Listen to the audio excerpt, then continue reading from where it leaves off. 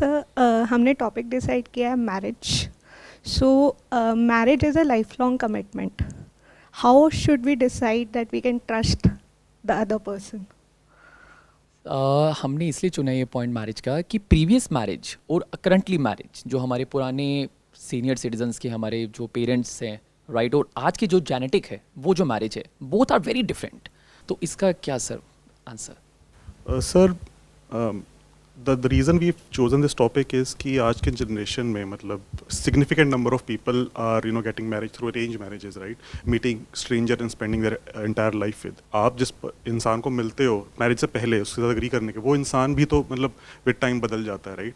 तो कैसे मतलब उस चीज़ को निभाएं. और दूसरी चीज़ ये है कि क्या मैरिज एक सिर्फ एक ट्रांजैक्शन चीज़ है कि मतलब एक गिव एंड टेक है कि मतलब हाँ मैं ये करूँगा और मेरे को ये मिलेगा सब, या उसका कोई डीपर मीनिंग भी है? सबसे पहले तो ये समझना है मैरिज मतलब क्या.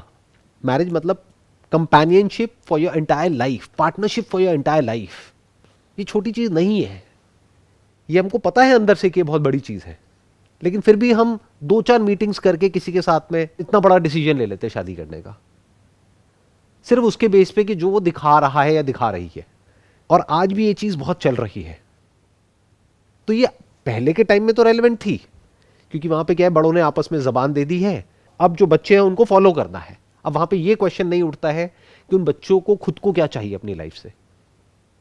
If we look at marriage as something which we have to do because of the pressure from the society और फ्रॉम फैमिली, तो हम बुरी तरीके से जा करके फंस सकते हैं.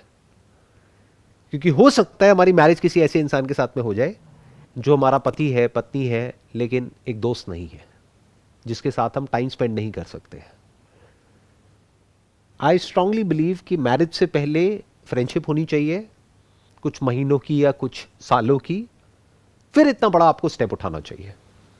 You must be there with that person in such a way कि अगर आपकी जिंदगी का ये आखिरी दिन है तो आप और कुछ नहीं करोगे, आप उसके साथ में टाइम स्पेंड करोगे, तो आप कह सकते हो कि इट इज वर्थ इट. और ये शादी से पहले नहीं, या शादी के 1-2 महीने बाद नहीं, शादी के 20 साल बाद भी अगर आप ये बात बोल सकते हो, then it is worth it.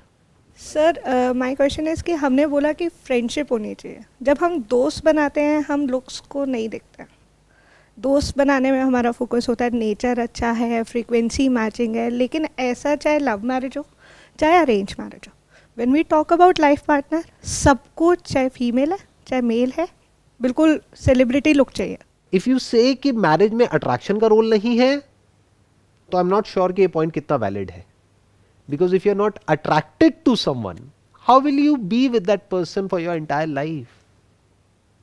अब इसका मतलब ये नहीं है कि सामने वाला अट्रैक्टिव होगा तभी आप उसकी तरफ अट्रैक्ट होगे. वो अट्रैक्शन आपके अंदर होता है. किसी के लिए कोई अट्रैक्टिव है, किसी के लिए कोई नहीं है. तो वो आपको देखना है कि क्या at the level of attraction, at the level of compatibility, at the level of friendship, at the level of understanding, at the level of being good at heart. good की definition बोल सकते हैं sincere at heart. जैसे कुछ लोग होते हैं वो अंदर तक करप्ट होते हैं, तो अगर आप भी करप्ट हो तो बढ़िया है, दोनों की बहुत बढ़िया बनेगी. बट अगर आप थोड़े जेन्युइन हो, यानी अंदर से आप एक्चुअल में किसी के बारे में बुरा नहीं सोचते हो और बुरा नहीं चाहते हो, और वो दूसरा इंसान बिल्कुल उसका एग्जैक्ट अपोजिट है, और बाकी सब चीज़ें मैच भी हो रही है, तो सब बेकार हो गया. आप लोगों की तो मैरिज हो ही चुकी है, तो आप ज़्यादा अच्छे से समझते हो. I am just curious to know कि जब आप लोगों की शादी हो गई है तो आपने टॉपिक क्यों चूज़ किया है? सर रीज़न इज मैरिज की रेलेवेंस क्या है. मतलब is it just a transaction कि मतलब ठीक है, मतलब ये मेरा काम है वो तेरा काम है, या ऐसा कोई डीपर मीनिंग भी है? मतलब फ्रेंडशिप आपने जैसे बताया ठीक है, it's a good foundation, but उसके बाद क्या, मतलब how do we explore this? Masculine and feminine, ये 2 एनर्जीज है जो अपने आप में बहुत अलग है, और दोनों एक दूसरे के बिना अधूरी है.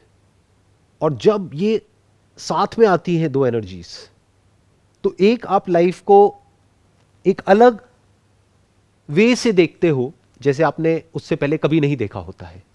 क्योंकि एक ऐसा इंसान है जो आपसे बहुत अलग है, बिल्कुल अलग है, और फिर भी आप उसको पसंद करते हो बिकॉज कि वो आपसे अलग है. नहीं तो अगर आपके जैसे कोई साथ में आ जाए तो आप बोर हो जाओगे 2 दिन में ही.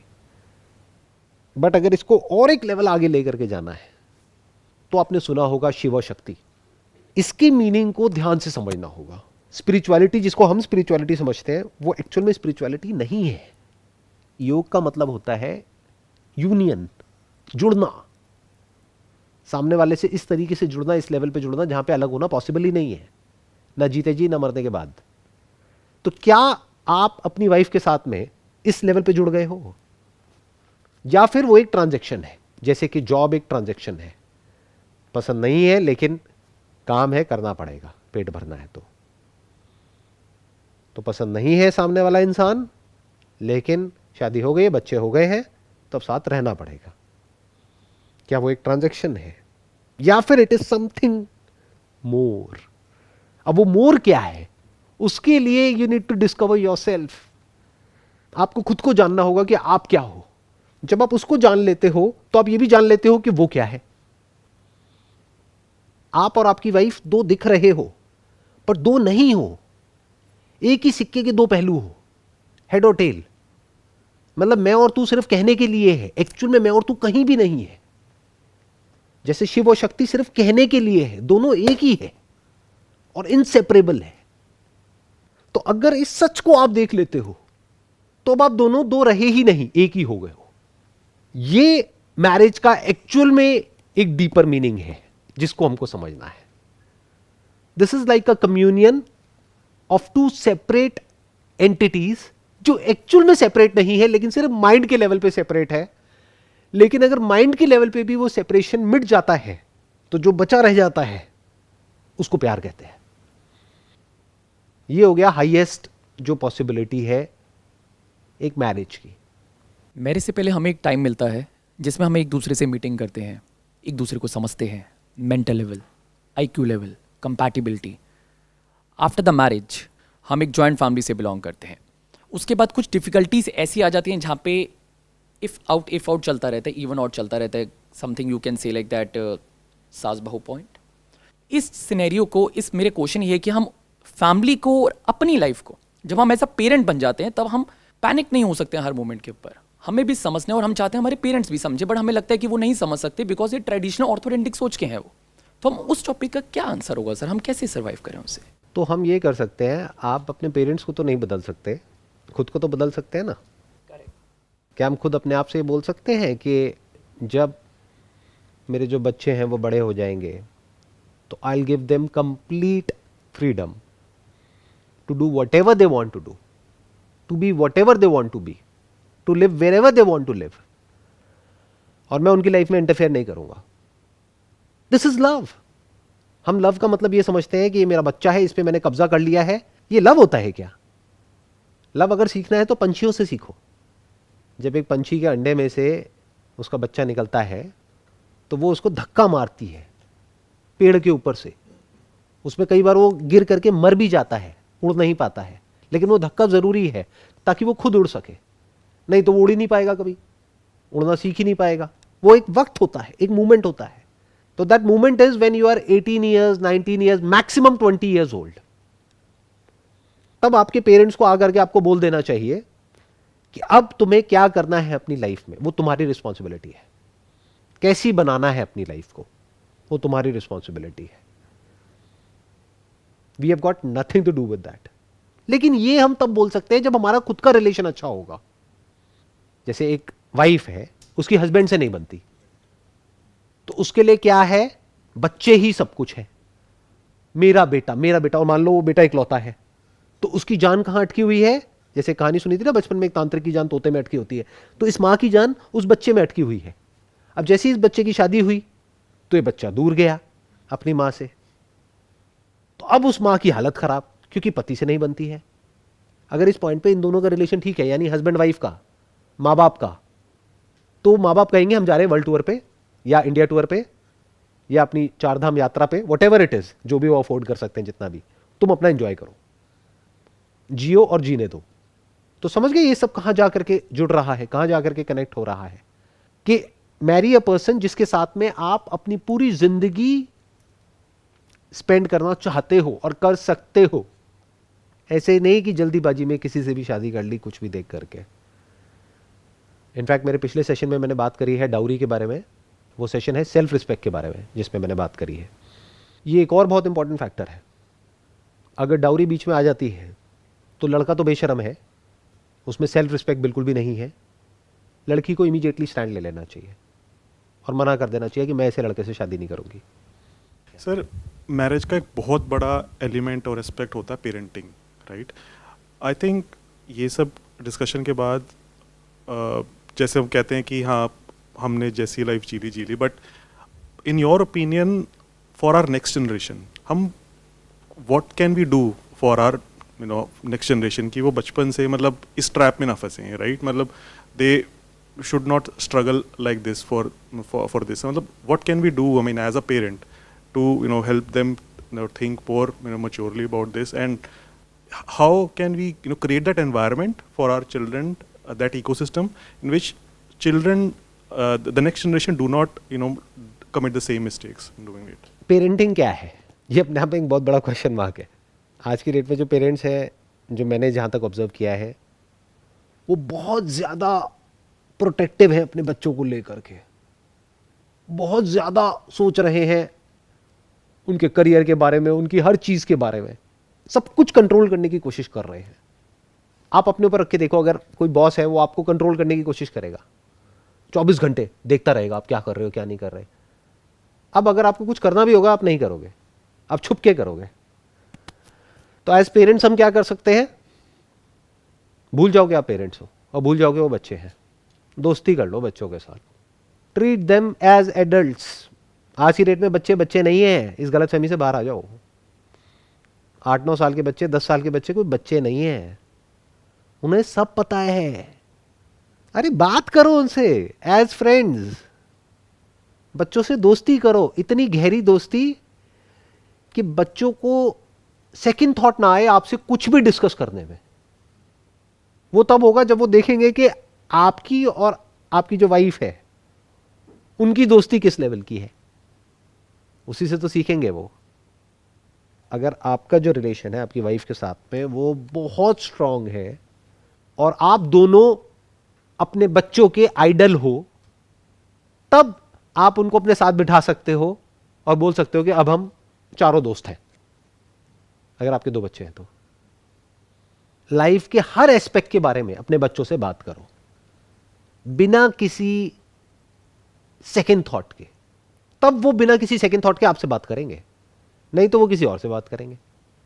पेरेंटिंग को भी अगर मैं डिफाइन करने की कोशिश करूं, वो क्या है कि समझना कि आपके बच्चे क्या चाहते हैं और उसमें उनको सपोर्ट करना, अपने स्टेटस के लिए उनको यूज करना नहीं, जो बहुत सारे पेरेंट्स कर रहे हैं। मेरा बच्चा देखो वो तो ये करता है, मेरा बच्चा फर्स्ट आता है, मेरा बच्चा ये कर सकता है। क्या नौटंकी है, बच्चे को यूज कर रहे हो अपनी ईगो को बढ़ाने के लिए और कह रहे हो कि हमें अपने बच्चों से प्यार है। ये प्यार होता है? अगर हम उसको कह रहे हैं we must respect everybody irrespective of whether they are rich और पुअर, तो हमें भी वो ही करना है। तब जाकर के हम बच्चों को एक्चुअल में सिखा रहे हैं, लीड बाय एग्जांपल। गलती हो जाए तो इमीडिएटली माफी मांगनी है बच्चों से माफी नहीं मंगवानी है।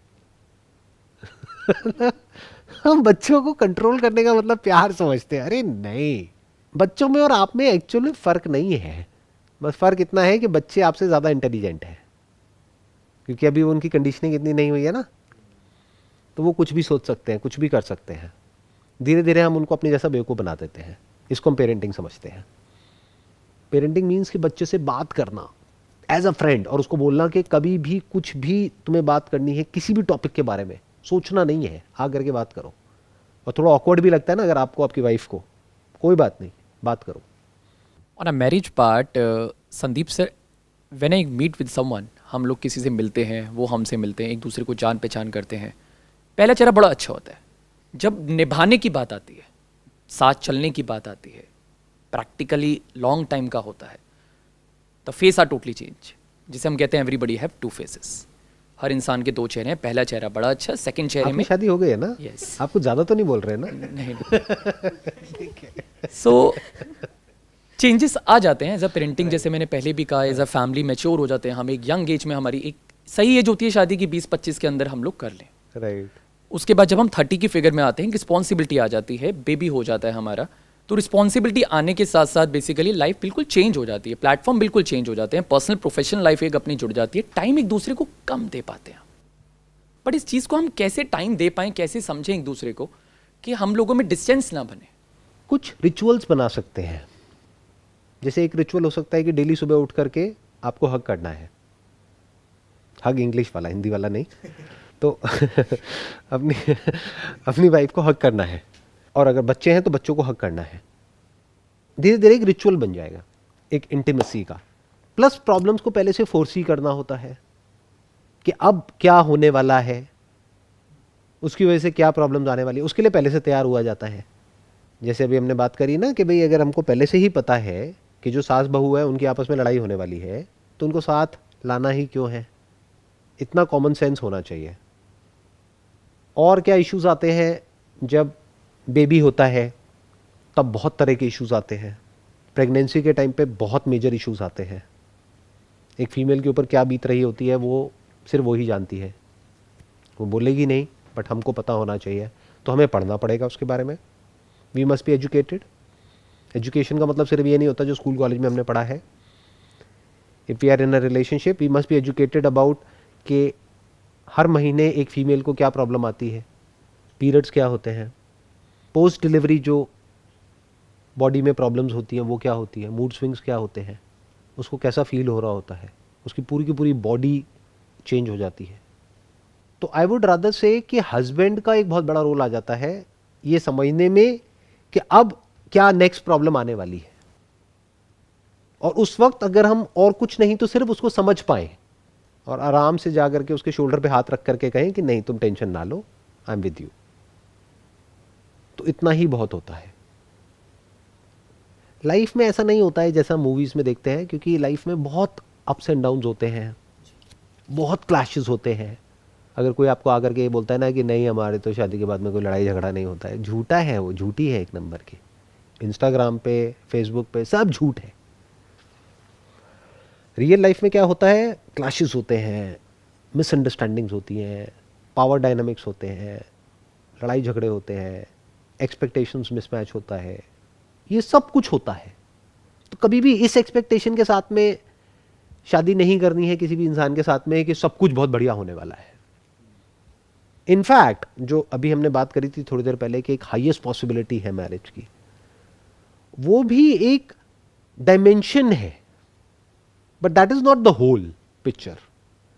क्योंकि एट अ सरफेस लेवल थोड़ा बहुत कुछ ना कुछ कभी ना कभी चलता ही रहेगा। कभी क्लैश हो गया, कभी ये हो गया, कभी वो हो गया। इसको मैं इस तरीके से कह सकता हूं कि एक तरह का नेगोशिएशन होता है दोनों का आपस में, जो कोई बोलता नहीं है लेकिन ऑब्वियस होता है। लड़के को कुछ चाहिए होता है अपनी लाइफ से, लड़की को कुछ चाहिए होता है, तो एक तरह का रबर बैंड होता है जिसको दोनों तरफ से वो खींच रहे होते हैं। ज्यादा खींच दिया तो टूट जाएगा। समझ रहे हो प्रॉब्लम? मतलब ये एक आर्ट है और साइंस है। साइंस क्या है? नेगोशिएशन। और आर्ट क्या है? आपको समझना पड़ेगा कि उस रबर बैंड को कितना खींचना है, यानी अगर लड़ना भी है तो कितना लड़ना है। ज्यादा लड़ लिए तो गड़बड़ हो जाएगी, बिल्कुल भी नहीं लड़े तब भी गड़बड़ हो जाएगी।